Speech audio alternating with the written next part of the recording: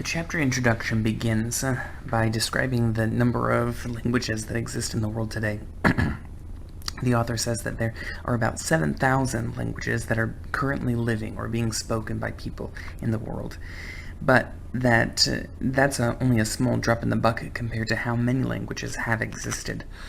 About 10,000 years ago, there was an agricultural revolution, which means that our societies went from being hunter-gatherers to planting farms, essentially growing crops and tending those crops.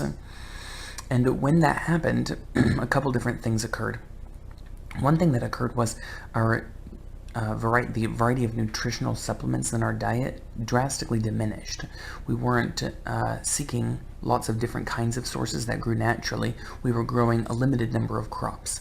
And so if you look at the fossil record, we actually shrunk a little bit during that time. The other thing that happened, though, was dealing with language. When groups are isolated from each other and they mostly stick to themselves, they would have each their own individual language.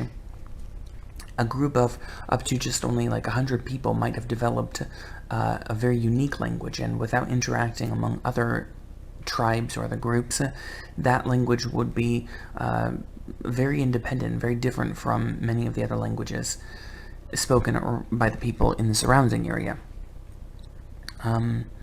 But when the agricultural revolution started, then people began to interact more, build larger societies. They began to trade more, and they began to interact more in their languages.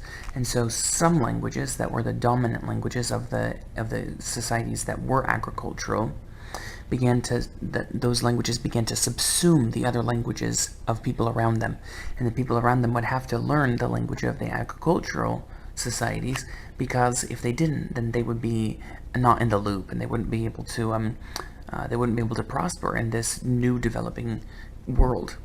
So before the agricultural revolution, it's estimated that, counting all the many languages that existed before the agricultural revolution and the few that have existed after, if we add them all up together, there's been about 500,000, about 500,000 languages that have been spoken since humans started talking.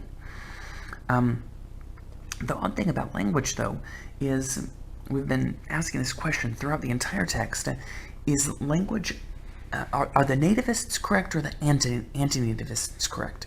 Does language have some kind of biological language structure, some program or circuit in the brain that is uniquely adapted for language, or does language arise from general cognitive principles? And some evidence we've found has supported one argument and some the other, but here in this chapter we're going to look at some evidence that probably suggests the anti-nativists, that supports the anti-nativist argument. On page 472 and 473, there are several bullet points there that describe traits of languages that we see across the world. For instance, that first bullet point, languages differ drastically in the number of phonemes that they have. So some languages are very simple, like Hawaiian is a very simple language. It has only a small number of sounds and a very short alphabet. But some languages have lots of allowable sounds, and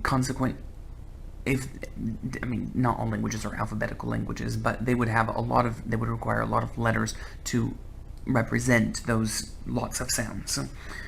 The second bullet point suggests that there's lots of variability in the number of morphemes that can be stuck together to create a word. As it says in Mandarin or Vietnamese, you've pretty much got one morpheme per word. It's just like one syllable, and that's it. That's a word. But in German, you can stick together as many little parts of words as you want into one giant word, and these giant words can convey as much as a whole sentence would. But they don't seem to care if they're separated as individual words. That you could take words and combine them into. Rather than combining them into sentences, you can almost have one sentence be one word. And the third bullet point there says that languages vary dramatically in what kind of information they allow you, that they require to be presented. For instance, in English, we have to give some kind of tense information most of the time. It's either past, present, or future tense, but in Mandarin, that's just inferred information. You don't encode tense information, like when it happened in the language.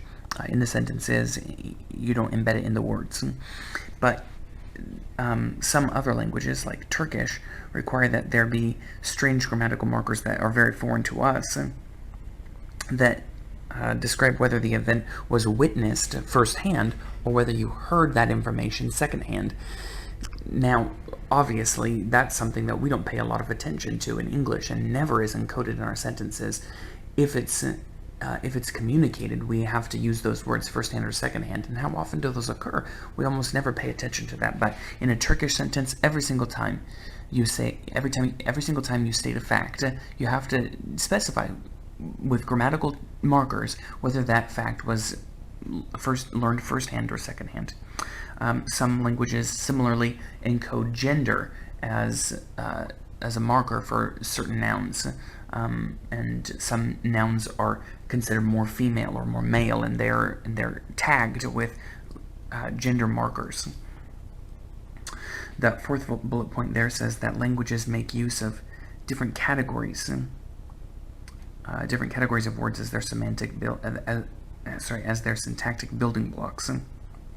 For instance, Japanese require the use of some kinds of classifiers, which are words that classifiers are difficult to explain, isn't it?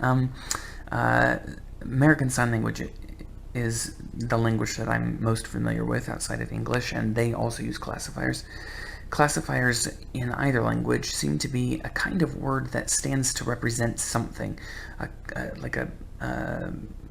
it's a versatile word. It's like a pronoun, but it communicates more specific information than just gender. Like in English, we have pronouns that mean he, she, or it, but that just only communicates gender. But a classifier will communicate like the shape of an object or its purpose, and you can use the classifier in sign language to communicate the movement of the object, the length of time that it's been doing something. But anyway, the example here in the text about Japanese classifiers is that if you're going to be talking about pencils, then you would have to use the classifier han, and han communicates some information about the shape of the object, that it's long and cylindrical, and you would use that same phrase for many other kinds of long cylindrical things if you were going to be talking about them. You probably would use them to describe a flagpole or an antenna, maybe even a wire. Things like that would be other long cylindrical things that you would use that classifier when you're talking about. Then that last bullet point there says that some languages have very fixed word order, but some languages don't require any specific word order, that you can just basically throw the words together in the sentence any way you want, and that people are required to piece apart how the sentence is flowing. That's, of course, very rare. Most languages have only one or two allowable word orders, and word orders, I guess I would mean by that, like English is a SVO language, a subject verb object language. So if I were to say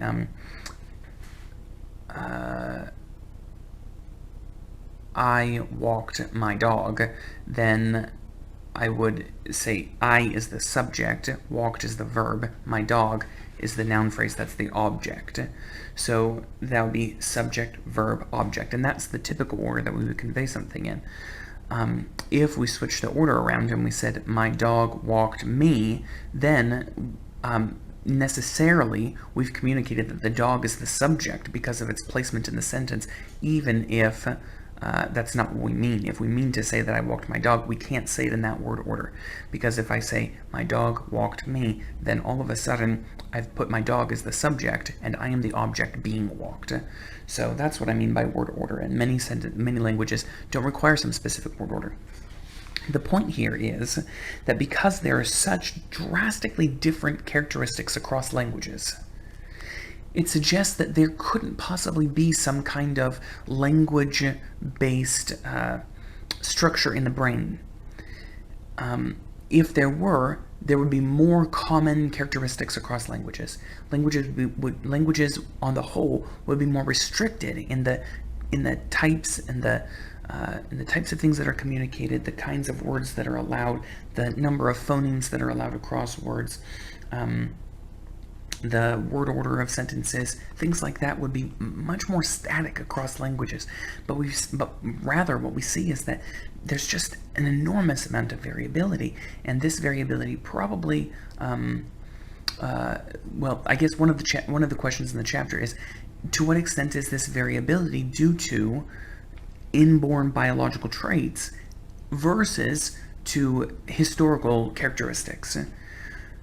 I'll say again, why do we have these differences across languages? Is it because our languages have stemmed from earlier languages that shared these same characteristics, or is it because we have some kind of brain structures that dictate how languages should be?